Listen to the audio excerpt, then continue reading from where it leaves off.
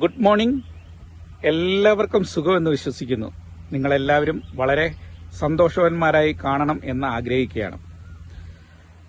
ഞാൻ നിങ്ങളുടെ സ്വന്തം സോണിച്ചൻ 40-ാംകളമാണ്.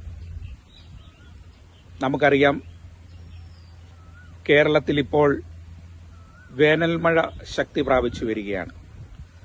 വേനൽമഴയുടെ ഒരു പ്രത്യേകത, വൈകുന്നേരങ്ങളിലാണ് ഈ മഴ നമുക്ക് കാണുവാൻ സാധിക്കുന്നത്.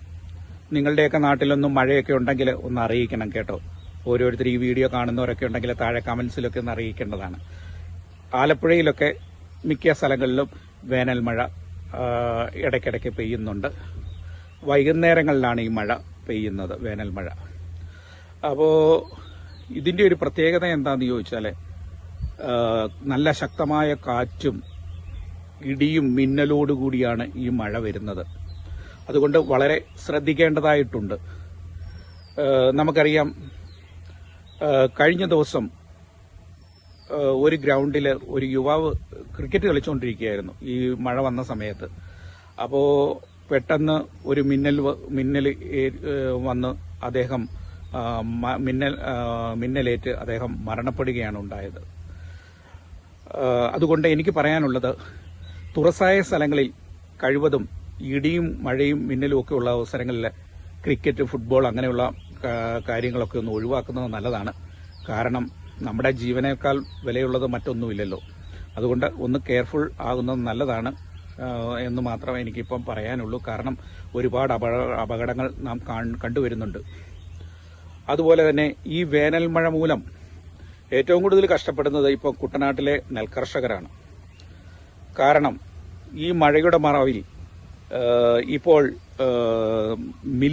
നെല്ലെടുക്കുന്ന മില്ലുകാരും അത് എടുക്കാൻ വരുന്ന ഏജന്റുമാരും കൊള്ള നടത്തുന്ന ഒരു സമയമാണ് കുട്ടനാട്ടിൽ ഇപ്പോൾ. ബഹുമാനപ്പെട്ട മുഖ്യമന്ത്രിയും മന്ത്രിമാരും ഇതൊക്കെ ഒന്ന് കാണണം. പ്രത്യേകിച്ച് കൃഷിമന്ത്രിയൊക്കെ ഇതൊന്ന് കാണണം, മുഖ്യമന്ത്രി ഇതൊക്കെ കാണണം, ഒന്ന് ഇടപെടണം. ഇവരുടെ കൊള്ള അവസാനിപ്പിക്കണം.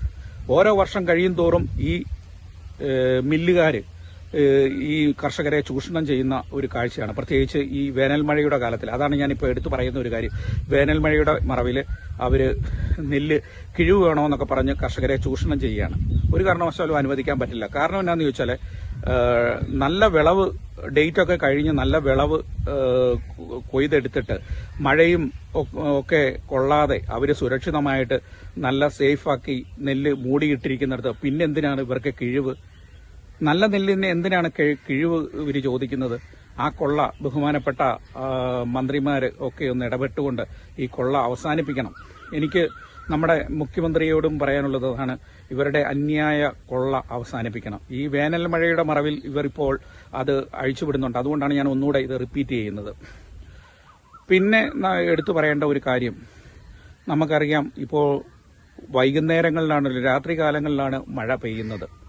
വേനൽ മഴയ്ക്ക് അങ്ങനെ ഒരു പ്രത്യേകതയുണ്ട്. അപ്പോൾ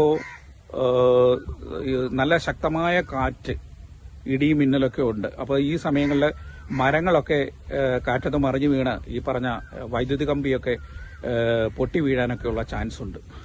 അപ്പം നമ്മൾ രാത്രി കാലങ്ങളിൽ സഞ്ചരിക്കുന്നവരൊക്കെ ഒന്ന് ശ്രദ്ധിക്കേണ്ടതായിട്ടുണ്ട്. ഒരു ടോർച്ചൊക്കെ കൈ കരുതുന്നത് നല്ലതാണ്. കാരണം എന്താ വെച്ചാൽ, നമ്മുടെ ജീവൻ നമ്മൾ തന്നെ ഒന്ന് ശ്രദ്ധിക്കുക, ഒരു അവയർനെസ് ഉണ്ടാകുക.